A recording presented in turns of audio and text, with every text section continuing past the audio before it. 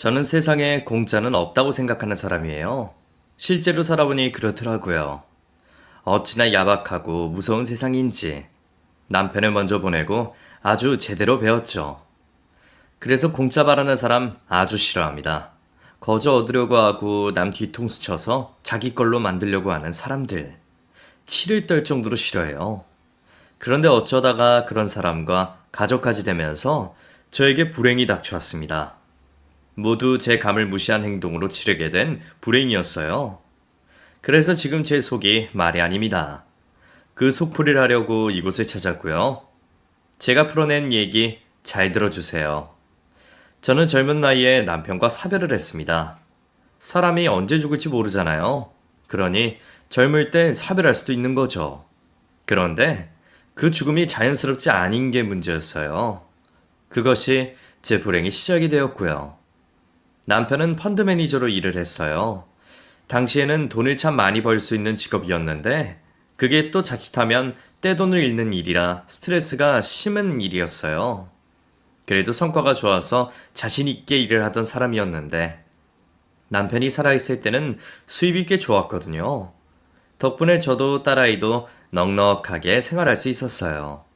그런데 IMF가 오면서 막대한 손실을 보게 되었고 그 일을 비관한 남편은 저와 딸아이를 두고 자살을 선택했습니다.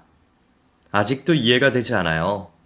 왜 그 지경이 되도록 나한테 상의 한마디를 안 했는지, 왜 한 번도 우리를 생각하지 않았는지 너무 무책임한 사람이었어요. 자기밖에 모르는 그런 사람이죠. 이미 죽은 사람 욕해서 뭐 하겠느냐마는 그때 남편이 먼저 가고 나서 남은 저는 정말 감당하기 어려운 것들로 너무 힘든 시간을 보내야 했어요. 워낙 투자금을 크게 잃은 상황이라 손해본 사람들이 저희 집에 계속 찾아오고 그 일로 사람이 죽은 건 아무것도 아니더라고요.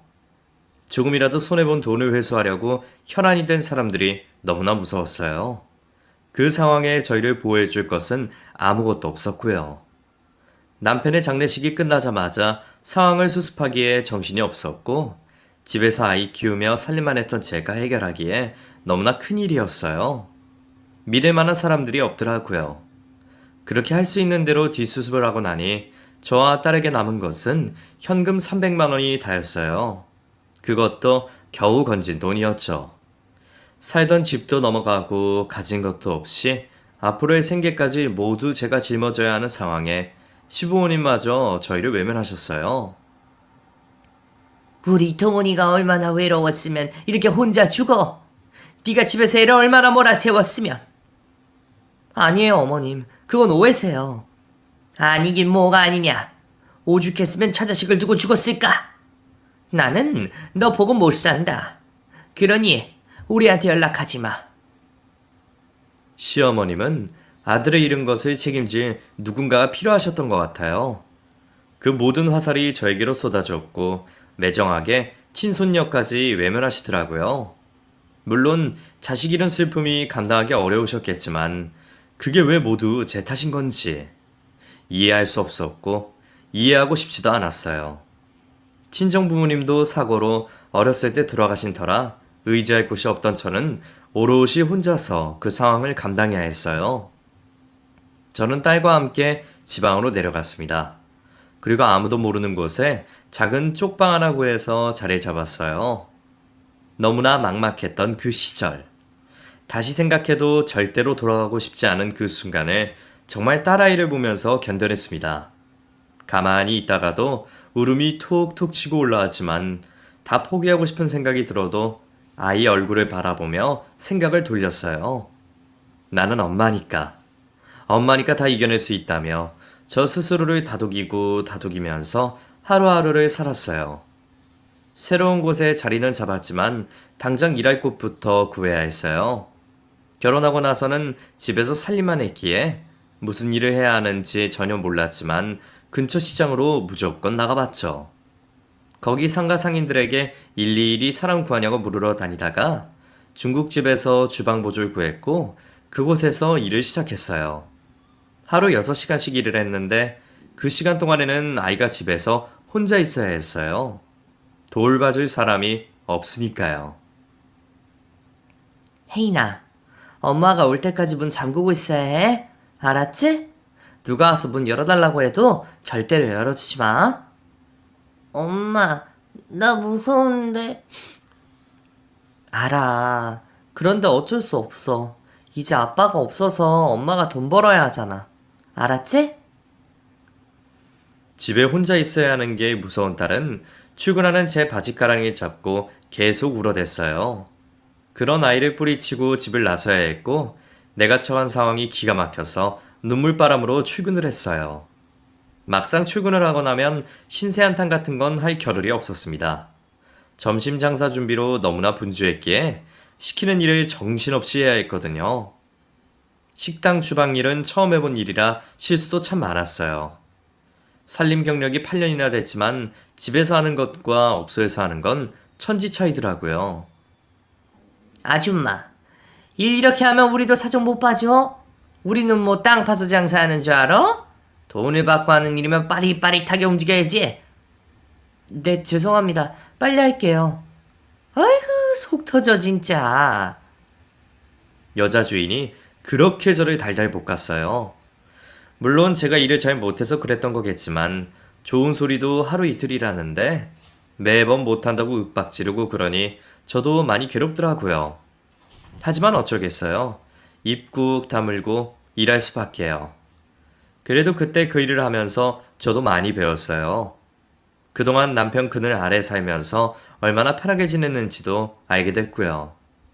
먼저 간 사람 원망만 하며 살았는데 고마운 것도 알게 됐죠. 그렇게 하루만 살았어요.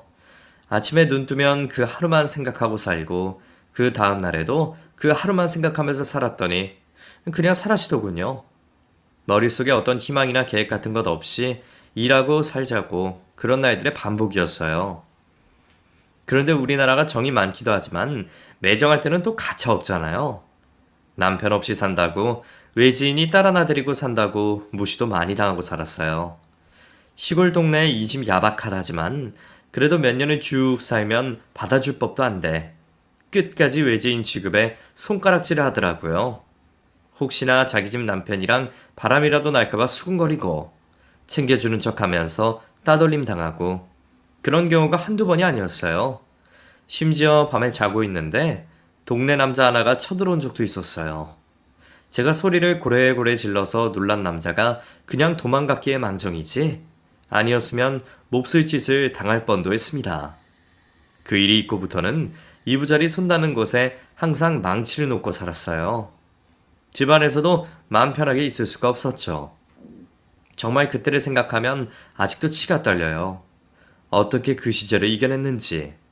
딸이 없었다면 저는 못 이겨냈을 겁니다. 우리 아이가 저를 살린 거나 마찬가지예요.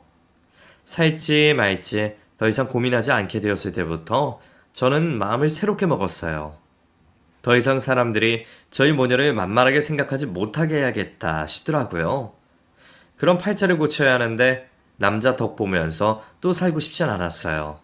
그래서 돈을 모아야겠다고 결심을 하게 됩니다. 내가 돈이 많으면 사람들이 함부로 못할 것 같았어요. 저희 딸에게도 마찬가지로요. 그때부터 닥치는 대로 일을 하게 됐어요. 잠자는 시간 외에는 전부 일을 했죠. 하루 종일 밖에서 일하고 와도 집에서 부업을 했어요. 시간을 정말 허투루 쓰지 않으려고 애를 썼죠. 덕분에 어느 순간부터 돈이 모이기 시작했고 계속해서 돈을 불려나갔어요. 처음에는 진짜 모으기 힘들었는데 몇백만 원이 되자 그 다음부터는 모으기가 재미가 있더라고요. 그래서 안 쓰고 계속 모았어요. 옷도 진짜 안 사입고 두 벌로 번갈아 입으면서 지냈어요. 먹는 것도 딸애 챙겨주는 것 빼고 김치 한 조각에 물 말아 먹고 그랬어요. 제대로 먹는 건 없으면 하루 종일 일을 하니 제 몸은 뼈만 남아 앙상했지만 악으로 참으며 견뎠어요. 그렇게 모은 돈으로 어떻게 하면 더 돈을 불릴 수 있을까 고민을 하다가 우연히 부동산 투자에 대해서 알게 됐어요. 세차장에서 일을 한 적이 있었는데 거기 옆에 바로 부동산이 있었거든요. 그곳 사장님과 인사를 하며 지내다가 우연히 아파트 투자에 대해 듣게 됐고 그날부터 저는 그 부동산으로 매일 찾아갔어요. 사장님, 저 왔어요. 아, 혜인이 엄마 왔어? 아이고, 또 음료수 샀네. 왜 이리 자꾸? 그냥요. 더운데 시원한 거 드시면서 하세요, 사장님. 10원짜리 하나도 악착같이 모으던 저였지만 부동산 사장님과 친해져야 한다는 생각에 비싼 음료수를 마다하지 않고 사들고 갔어요. 그리고 그곳에서 기동량을 했죠. 하루가 멀다 하고 찾아오는 저를 사장님도 점점 익숙하게 받아주셨고 서로 얘기를 하다가 제 사정을 모두 알게 됐어요. 아이고, 혜인이 엄마한테 그런 사정이 있는 줄은 꿈에도 몰랐네. 속사정 없는 사람이 어디 있겠어요. 이제는 다 지난 일인데요, 뭐. 그래도 대단하구먼. 어린 딸 혼자서 건사하며 사는 게 어디 쉬운 일인가? 그래서요, 사장님. 저 돈 벌어야 해요. 우리 딸 저처럼 살게 하면 안 되잖아요. 그러니까 좀 도와주세요. 네? 저는 사장님께 매달리시다시피 부탁을 드렸어요. 난처한 표정을 지으시던 사장님은 곧 저의 부탁을 들어주셨고 그날부터 부동산 투자에 대해 사장님께 배우기 시작했습니다. 그때 들은 이야기들은 딴 세상 이야기 같았어요. 오가는 돈이 어마어마하더라고요. 제가 그동안 모은 돈으로는 발을 내일 염들 안다는 케이스였어요. 당시에는 대출 규제가 지금처럼 까다롭지 않아서 대출을 끼고 어찌어찌 하더라도 이자 낼 돈까지 감당하려면 제가 버는 걸로는 무리겠더라고요. 어떻게 하면 더 돈을 많이 벌 수 있을까 고민을 하고 있던 찰나에 평소 친하게 지내던 생선가게 할아버지가 일을 그만두신다는 얘기 들었어요. 평소 가게가 바쁠 시즌에 제가 가서 일을 해주고 그랬거든요. 그래서 가게 돌아가는 상황을 훤히 알고 있었고 그만큼 친하게 지내는 분이었어요. 사장님, 왜 가게 접으시는 거예요? 그렇게 됐어. 나 암이래. 예? 암이요? 평소 기침을 참 많이 하셨어요. 그러면서도 담배를 끊지 못하시고 그러시더니 결국 암에 걸리셨다고 하시더라고요. 저에게 참 살갑게 대해주시던 분이라서 마음이 많이 아팠어요. 부인도 자식도 없이 홀로 생선가게를 운영하시면서 기부도 하시면서 좋은 일도 많이 하셨거든요. 무슨 말을 할지 몰라 눈물만 글썽이고 있는데 사장님은 저에게 뜻밖의 제안을 하셨어요. 이 가게 혜인 엄마가 맡아 해볼래? 이 시장에서 생선가게 여기밖에 없어. 성실하기만 하면 돈 벌 수 있을 거야. 제가요? 제가 이 가게를요? 저 가게 살 만큼 돈도 없는데요. 얼마 있는데 그것만 주고 가져가. 정말요? 그래 가져가. 사장님은 500만 원에 그 생선가게를 넘겨주셨어요. 권리금 같은 것도 요구하지 않으셨고 생선 공급을 받는 거래처며 납품 거래처까지 싹 다 알려주셨고요. 그간 저를 지켜보시면서 열심히 사는 모습에 그리 마음을 먹으셨다면서 잘 운영해보라고 하셨어요. 사장님께 얼마나 고마웠는지 모릅니다. 남편 말고 어느 누구도 저에게 손 내밀어 주지 않았는데 그래도 악착같이 버티면서 내 나름 열심히 살았더니 이런 기회가 굴러 들어오게 된 거예요.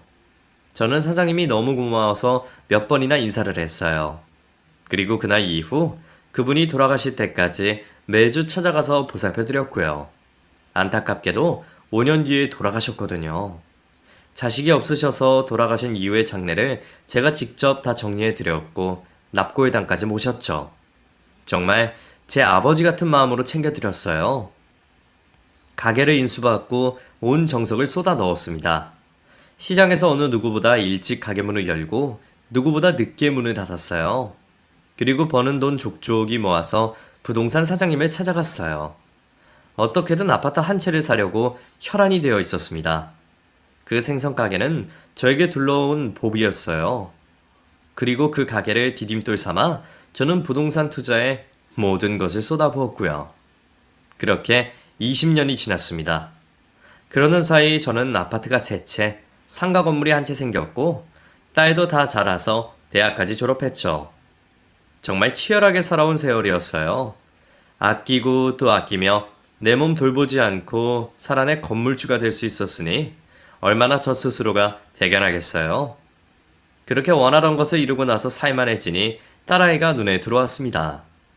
어릴 때부터 밖으로 돈 벌러 다니느라 제대로 돌봐주지 못한 불쌍한 내 딸.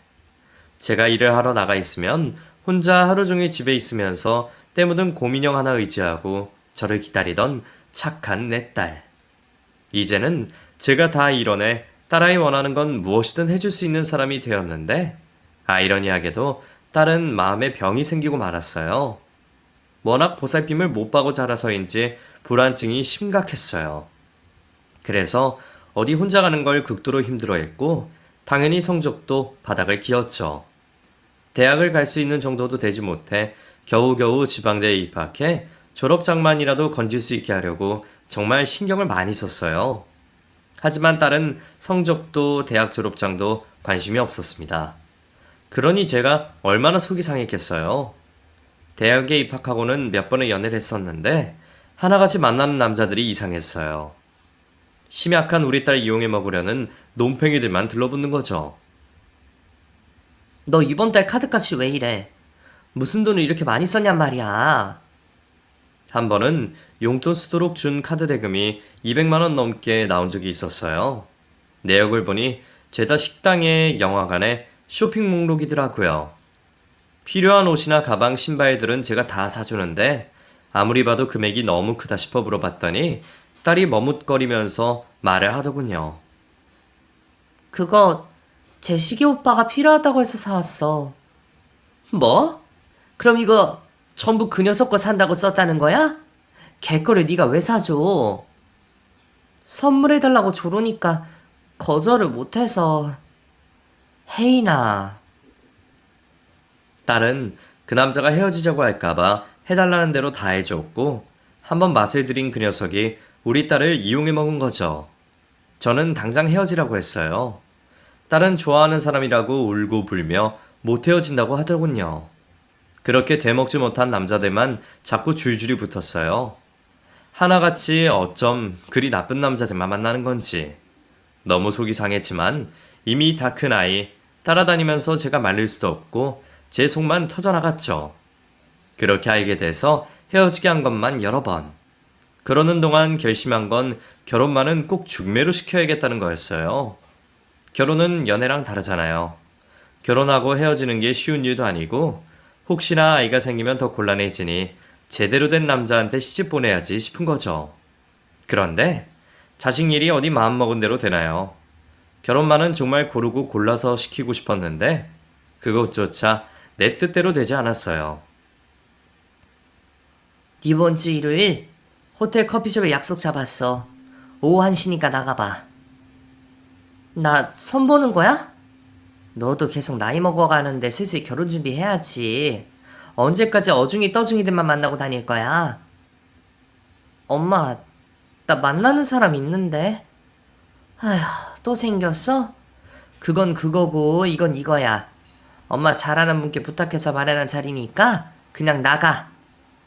싫어. 엄마 안 나갈래. 딸은 만나는 사람이 있다면서 선자리에 나가지 않겠다고 고집을 부렸어요. 그냥 내 말대로 해주면 좋을 것 같은데 또 고집을 부리니 속이 터질 것 같더군요. 그래서 만나는 사람 한번 보자고 했어요. 내 눈에 들면 허락하겠다면서요. 이상한 놈 같으면 바로 떼어낼 요량으로 그렇게 말을 했는데 며칠 뒤에 데리고 왔더라고요. 어머님 안녕하세요.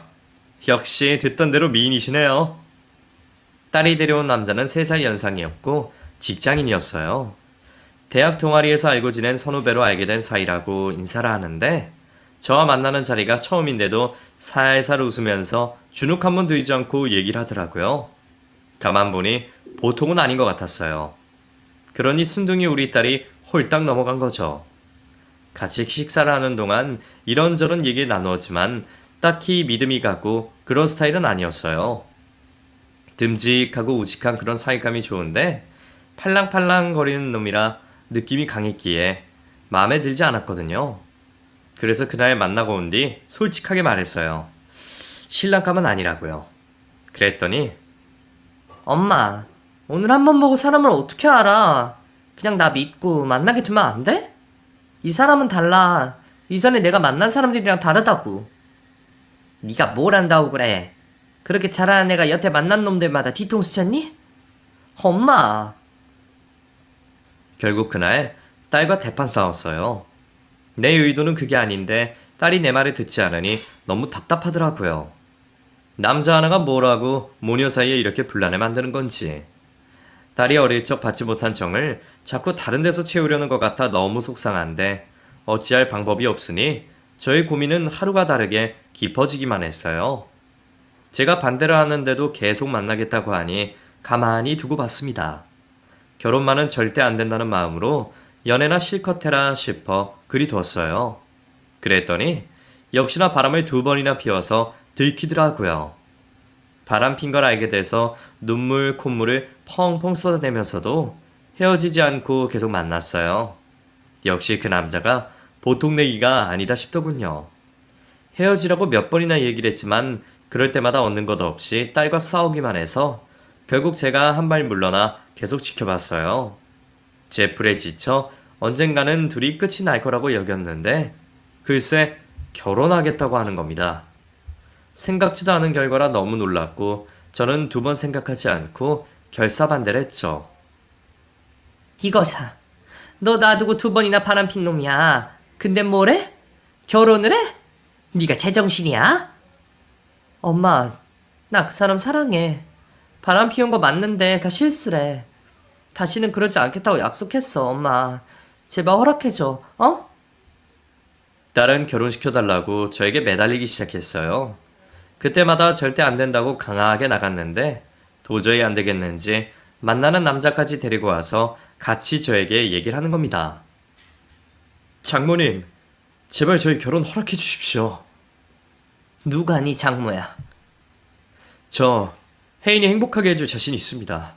제발 믿어주십시오. 연애하는 동안 내가 하는 바람만 2번이야. 근데 내가 널 어떻게 믿어, 어? 저는 강경하게 나갔어요. 제 사전에 절대로 허락할 수 없는 조건이었어요. 그런데 참 끈질기더군요. 도대체 물러설 기색이 없는 거예요. 거기다 딸까지 합세를 해서 저에게 결혼시켜달라고 하니 당할 재간이 없었어요. 결국 저는 둘의 결혼을 허락하게 되었고 제 본능이 강하게 반대하는 결혼을 시키고 맙니다. 제가 허락을 한 건 모두 딸 때문이었어요. 딸만 마음을 돌리면 자연스럽게 떨어져 나갈 텐데 딸이 오히려 결혼하겠다고 난리를 피우니 어쩔 수가 없더라고요. 막상 허락은 했지만 저는 불안했어요. 그래서 조건을 걸었죠. 혜인이 덕분에 이 결혼하는 거야, 알지? 대신 조건이 있어. 나는 자네 못 믿네. 그러니 나한테 믿음을 줘. 네, 장모님, 뭐든 하겠습니다. 믿어주십시오. 사이될 남자는 자신 있다고 말했고 저는 조건을 걸었어요. 결혼 후 한 번이라도 바람을 피울 시엔 전 재산을 포기하고 위자료 5천만 원을 지급 후 이혼하겠다는 각서를 쓰라고 했죠. 그리고 그 각서를 공증받겠다고 했어요. 사이될 사람은 절대 그런 일은 일어나지 않겠지만 각서가 있어야지 자신을 믿을 수 있다면 그렇게 하겠다며 기꺼이 각서를 작성해 주었어요. 그리고 사이는 그 전에 딸이 만났던 여러 남자들과 자기는 다르다며 딸을 사랑해서 결혼하는 것이지 재산을 보고 결혼하는 것이 아니라고 말했어요. 그리고는 대출을 조금 받아야 하긴 하지만 신축 아파트에서 신혼을 시작할 형편은 된다며 말했어요. 저는 그 말에 마음이 조금 움직였어요. 썩 내키지 않는 사귐이었지만 저는 딸의 결혼을 축하해 주었어요. 결혼 초 딸아이는 정말 행복해했고 사이도 애살 있게 굴며 저희 집에 왕래도 자주 하며 지냈어요. 점점 저도 사이를 보는 시선이 달라졌어요. 그리고 저는 힘들게 직장 생활하면서 번 돈으로 아파트 대출금을 갚고 나면 모을 돈도 없고 그러면 돈 버는 재미가 없어진다며 사이에게 신혼집을 마련할 때 받았던 대출금을 갚으려고 돈을 해주었어요. 사위는 아니라며 젊었을 때 고생은 사서 한다며 마다했지만 저는 사위뿐만 아니라 제 딸이 돈 걱정 없이 여유롭고 풍족하게 살고 싶은 마음이 컸던지라 고집을 피워 아파트 대출금을 다 갚아주었어요. 사위는 너무 감사하다며 더 잘하겠다며 한박 웃음을 지었죠. 이제는 둘 사이에 근심거리도 없이 행복한 일만 생길 거라고 생각했었는데 딸이 결혼한 지 3년이 지나도록 아이가 생기지 않았어요. 아직 젊다며 천천히 가져도 된다고 말을 했지만 딸의 얼굴은 시간이 갈수록 점점 더 어두워졌어요. 저는 그런 딸이 걱정이 되어 용하다나 한의원에 가서 진맥도 짚어보고 몸에 좋다는 것을 다 해봤지만 아무 소용이 없었어요. 그러던 어느 날 딸이 운전하던 차가 전복되어 병원에 실려갔다는 전화를 받았어요. 저는 신발도 제대로 신지 못한 채 병원으로 달려갔고 딸은 수술실에 들어갔고 같이 실려온 사이는 가벼운 타박상만 있을 뿐 다행히 멀쩡했어요. 딸의 수술은 잘 마무리가 되었어요. 혼수 상태로 온몸에 붕대를 감고 있는 딸의 모습을 보고 저는 다리에 힘이 풀렸어요. 그런 저를 옆에서 사이가 보살펴 주었어요. 며칠째 계속 의심 없는 딸아이 때문에 저와 사이는 병원을 떠나지 못하고 계속 딸의 곁을 지켰어요. 딸의 상태가 길어질 것 같은 느낌이 들었던 저는 잠들어 있던 사이를 깨워 병원에는 내가 있을 테니 집에 가서 옷도 갈아입고 쉬었다가 오라고 말했어요. 급한 일이 생기면 바로 연락을 주기로 했죠. 사이는 처음에는 거절을 하다가 제가 계속 얘기하니 못 이기는 척 가방을 들고 병원을 나섰어요. 저는 의자에 앉아 어서 딸이 깨어나기를 간절히 기도했어요. 그날 저녁 사이는 돌아오지 않았고 그 다음 날도 또 그 다음 날에도 병원에 나타나지 않았어요. 사이가 걱정이 된 저는 사이에게 전화를 걸었어요. 네, 장모님. 그래, 자네 집인가? 요즘 통 병원에 오질 않아서. 네, 안 그래도 연락을 드리려고 했는데 혜인이 곁을 지킨다고 병원에 며칠 있는 동안 회사 업무가 밀려서 이것만 처리하고 가려고 하고 있었어요. 그랬나? 회사에 바쁜데 혜인인 여전하니까 급하게 하지 말고 천천히 일 보게. 네, 금방 해놓고 갈게요. 사이는 바쁜 업무 때문에 오지 못한다고 이야기했지만 저는 왠지 이상한 느낌이 들었어요. 그리고 또 여러 날이 지났고 저는 찝찝한 마음으로 도저히 병원에 있을 수가 없어 딸의 집으로 찾아갔어요. 띵동띵동. 딸의 집 초인종을 눌렀더니 사이가 아닌 낯선 여자가 슬림한 옷차림을 하고서 현관문을 열었어요. 누구세요? 내가 집을 잘못 찾아왔나? 여기 2촌5 아닌가요? 네, 맞아요. 아, 청소 아줌마구나? 들어오세요. 뭐라고? 오늘 청소하러 오신다는 그분 아니세요? 뭐야, 누구 왔어? 낯선 여자 뒤에서 샤워 가운만 입고 따라 나온 사이와 눈이 마주쳤어요. 사이는 저를 보자마자 멈칫하더니 뒷걸음질 치기 시작했어요. 저는 현관문 앞에 서 있던 여자를 밀치고서 도망가는 사이를 따라 쫓아 들어가 사이의 뒷덜미를 낚아챘어요. 제가 뒷덜미를 낚아채는 바람에 사이는 뒤로 미끌려서 엉덩방아를 찍으며 넘어졌고 사태를 파악한 사이는 그제서야 바닥에 무릎을 꿇고 손이 발이 되게 싹싹 빌기 시작했어요. 뒤따라온 여자가 사이의 목덜미를 잡고 있던 저의 손을 잡아 떨어뜨리며 저에게 소리 지르기 시작했어요. 이거 나요. 누구신데 이러는 거예요? 오빠 아는 사람이야? 오빠? 이 사람이 당신 오빠야? 네, 우리 오빠예요. 아줌마 누구길래 남의 집에 와서 이 난리예요? 나? 네 오빠 장모 되는 사람이다. 네? 너 누구야? 누군데 남의 집에 들어와서 이것들이 여기가 어디라고 여기서 이 지랄들이야? 저는 뒤따라온 여자가 사이의 내연녀인 걸 알아차렸어요. 제 딸은 지금 병원에서 생사를 오가며 언제 깨어날지도 모르는 상태로 힘겨우게 이겨내고 있는데 사이란 작자는 딴 년이랑 바람을 피우고 있었다니. 그것도 두 눈 시퍼렇게 뜨고 있는 제 딸의 집에서. 저는 도저히 화를 주체할 수가 없었어요.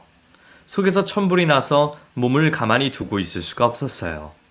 저는 바락바락 소리 지르다가 주방으로 가 그릇, 물컵, 가릴 것도 없이 눈앞에 보이는 것들은 모두 다 바닥으로 던져버렸어요. 놀란 내연녀가 가방을 들고 나가려는 걸 쫓아가서 그녀의 머리끄댕이를 붙잡아 사이의 옆에다가 꿇어앉혔어요. 매섭게 씩씩거리며 내려다보고 있는 저를 보고 둘은 안절부절하지 못했어요. 둘 앞으로 저는 식탁의자 하나를 끌고 와서 자리에 앉았어요. 그리고 그들의 대화를 동영상으로 촬영했어요. 증거물로 남기기 위해서였죠. 너네 둘 언제부터야? 그게 똑바로만 안 해? 언제부터야? 두어 달 됐어요. 두어 달? 혜인이도 이 사실을 알아? 아니요. 혜인이는 이 사실을 몰라요. 그래? 그럼 오늘 있었던 일은 절대로 발설하지 말고 혜인이랑 당장 이혼해. 장모님, 이번이 처음이자 마지막 실수예요. 장모님만 눈 딱 감아주시면 제가 뭐든지 하라는 대로 다 할게요. 저는 싫다고 계속 그러는데 이게 자꾸 불러오는 바람에 제가 확실하게 정리할게요. 네? 이번 한 번만 눈 딱 감아주세요. 혜인이 지금 몸도 힘든데 마음까지 힘들게 할 수는 없잖아요. 어디서 내 딸 걱정을 해. 그걸 아는 사람이 이런 짓을 하냐고. 정말 저는 아무 잘못 없어요. 저는 안 된다고 밀어냈는데 장모님도 아시잖아요. 철벽처럼 막아서는데도 여우가 꼬리치면서 자꾸 다가오는데 어느 누가 가만히 있겠어요. 정말 이건 제 실수예요. 확실하게 밀어냈어야 했는데 질질 끌려다니다가 장모님, 저 정말 혜인이 사랑해요. 저한테는 혜인이밖에 없어요. 이 오빠 진짜 어이없다. 사랑? 나라도 와이프 돈 보고 결혼한 거라 사랑이고 뭐고 없다며? 마누라가 홀딱 벗고 있어도 아무 감정이 없다고 그랬잖아. 그 사랑 나한테서 느낀다며. 이 오빠 정말 어이없네. 야, 이 미친년아. 내가 언제 그랬어? 뭐? 미친년? 이 새끼야 말 다 했어? 너 내가 증인되려도 이딴 소리 하는지 볼까? 사이는 내연녀의 말에 당황한 듯 헛소리하지 말라며 내연녀의 뺨을 때렸고 내연녀도 한 성가라 하는지 사이의 뺨을 똑같이 때렸어요. 씩씩대는 둘의 모습을 보고 있는 저는 참 가관도 아니었어요. 저런 걸 믿고 내 딸과 결혼을 시켰다니. 제 눈을 제가 찌른 거죠. 그때 딸을 두들겨 팼어라도 뜯어 말렸어야 했는데 딸을 말리지 못한 제 자신이 너무나 후회스러웠어요. 저는 둘의 이야기를 듣고 있으니 살인을 저지를 것 같은 충동을 느꼈어요. 아마 그때 전화가 울리지 않았더라면 저는 아마 그 둘을 어떻게 했을 거예요. 제게 걸려온 전화는 딸이 있는 병원이었어요. 딸이 의식을 찾았다는 소식이었어요. 저는 벌렁거리는 심장을 부여잡고 불이 나게 병원으로 달려갔어요. 병실에 들어선 순간 침대에 누워있던 딸은 저를 쳐다보고 있었어요. 저는 가슴이 벅차올라 눈물이 주체할 수 없을 만큼 흘렀어요. 딸에게 달려가 딸을 껴안고 딸의 얼굴을 감싸 안으며 엉엉 울었어요. 괜찮아? 엄마 알아보겠어? 엄마. 걱정 많이 했지. 나 언제부터 이러고 있었던 거야? 꽤 됐어. 이거 사. 나는 네가 못 일어날까봐 얼마나 노심초사했는데. 암만. 내가 엄마 혼자 들고 어딜 가겠어. 그래. 엄마 혼자 두고 가래가 아니지. 하나님 아버지 감사합니다. 그동안 나 때문에 고생 많이 했지. 아니야. 나보다는 네가 고생이 더 많았지. 장하다 혜인아. 엄마, 근데 이 사람은 어디 있어? 누구? 아, 너랑 같이 사고 나고 다행인 건지 아닌 건지 너만 많이 다치고 그놈은 멀쩡해. 지금 어디 있어? 지금까지 너 깨어가는 거 지켜보고 있다가 옷 갈아입는다고 집에 잠깐 다녀온다고 갔어. 저는 사이가 바람이 났다는 것을 차마 딸아이에게 말하지 못했어요. 간신히 깨어난 딸아이가 혹시나 충격을 받아 또다시 쓰러질까봐 말을 할 수가 없었어요. 제가 딸아이를 안쓰럽게 쳐다보고 있을 때 병실문을 열고 헐레벌떡 사이가 들어왔어요. 아까 딸의 집에 있을 때 병원 전화를 받았던 터라 딸이 깨어났다는 소리 듣고선 병원에 온 거였어요. 저는 사이의 얼굴도 쳐다보기도 싫었지만 아무것도 모르는 딸을 위해서 아무 일도 없었던 것처럼 행동했어요. 사이는 딸의 곁으로 다가와서 딸의 손을 잡았어요. 딸은 가만히 있다가 둘이 할 이야기가 있으니 저더러 잠깐 자리 비켜달라고 말했어요. 저는 딸의 말에 병실 밖에서 잠시 기다렸어요. 그리고 얼마 뒤 사이가 고개를 떨군 채 나왔어요. 저는 나가는 사이를 보고 병실 안으로 들어갔고 울고 있는 딸을 발견했어요. 무슨 일이야? 무슨 일 있었어? 아니야, 아무것도. 아니긴 뭐가 아니야. 저 새끼가 뭐라고 그래? 뭐라고 그랬길래 네가 울고 있어? 엄마, 나 이혼할래. 어? 저는 겨우 의식을 차린 딸아이의 입에서 먼저 이혼한다는 말이 나오자 저는 말문이 막혔어요. 이게 무슨 일이지? 혹시 사이가 딸에게 나에게 바람 피는 현장을 들켰다는 것을 이야기를 했나? 그것 때문에 이야기한다고 하는 건가 이혼을? 저는 이리저리 머리를 굴렸어요. 너 저 자식한테 이야기 들은 거야? 엄마, 저 자식이 그러든? 자기 바람난 거 나한테 들켰다고? 썩을. 아까 내가 두 년놈들 머리를 다 쥐어 뜯어놨어야 했는데. 어떻게 너한테 이런 일이 생기니? 어떻게? 내가 정말 너무 분해서. 엄마도 알고 계셨던 거야? 아까 너네 집에 갔다가 내 두 눈으로 똑똑히 봤지. 내가 너한테는 절대로 말하지 말라고 말했건만 그것조차도 홀라당 다 이야기하고 간 거야? 정말 너 생각은 하나도 안 하는구나. 네가 알면 충격받을 거 뻔히 알면서 어떻게 그 얘기를 하고 가. 내가 당장 이것을. 아니야 엄마, 나 안지 조금 됐어. 뭐? 알고 있었다고? 그러다 이 사고도 났고. 그게 무슨 말이니? 자세히 이야기 좀 해봐. 사이가 와서 홀라당 다 말해놓고 간 줄로만 알았었는데 딸이 사이의 바람을 알고 있었다니. 저는 딸의 이야기를 듣고 충격에 빠졌어요. 딸은 사고가 나던 날 사이가 그 내연녀랑 같이 있는 현장을 목격했고 들킨 것을 한 사이가 부랴부랴 차를 타고 이동하던 딸을 쫓아가던 도중 뒤에서 딸의 차를 받게 됐고 딸은 그 충격으로 내리막길을 내려오다 차가 미끄러져 가드레일을 부딪히는 바람에 전복 사고가 난 것이었어요. 저는 딸의 이야기를 듣고 피가 거꾸로 쏟는 듯 했어요. 여지껏 딸의 운전 미숙으로 인한 사고라고 생각했었는데 자신이 바람핀다는 것을 안 딸의 입막음을 하려고 쫓아오던 사이의 차와 충돌해서 생긴 사고였다니 저는 눈알이 뒤집혀 아무것도 눈에 보이지 않았어요. 저는 그 길로 딸의 집으로 쫓아가서 문을 열라며 발로 문을 차고 주먹으로 문을 두드렸죠. 현관문이 열리고 사이가 나왔어요. 저는 사이를 보자마자 사이의 목에 팔을 걸고 온 힘을 다해 몸을 흔들어댔어요. 사이가 비틀거리며 중심을 잃고 바닥에 쓰러지자 저는 사이의 얼굴을 인정사정 볼 것 없이 마구잡이로 두들겨 팼어요. 아무것도 모르는 상태에서 저의 공격을 받았던 사이는 처음에는 맞고 있다가 점차 저를 힘으로 제압을 했고 왜 그러냐며 제 팔을 붙잡았어요. 저는 팔을 뿌리치려고 발버둥을 쳤지만 건장한 남자를 이길 수가 없었어요. 저는 고래에 고래 고함을 질러댔고 맞은편에 살던 집에서 사람들이 쫓아 들어왔어요. 남자 하나는 저의 양손을 붙잡고 있는 사이를 저에게서 떨어뜨리고 안간힘을 썼어요. 그러자 사이는 그런 남자에게 남의 일에 관심 끄라며 어깨로 밀어냈고 저는 경찰에 신고를 해달라며 소리를 질렀어요. 남자를 뒤따라오던 여자는 경찰에 신고를 했고 얼마 있지 않아 경찰이 들이닥쳤어요.